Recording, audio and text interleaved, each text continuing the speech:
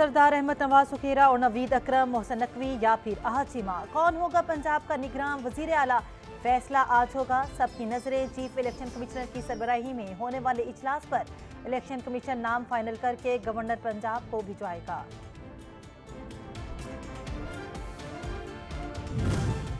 वजीर खारजा बिलावल भुट्टो 25 जनवरी को उज्बेकिस्तान का दौरा करेंगे। इक्तिसादी ताउन तंजीम के वज़राए खारजा इजलास में शिरकत करेंगे।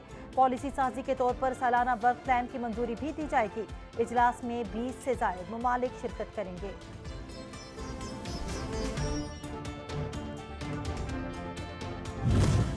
रजब उल मुरज्जब का चांद नजर नहीं आया। यकुम रजब उल मुरज्जब 1444 हिजरी मंगल 24 जनवरी को होगी।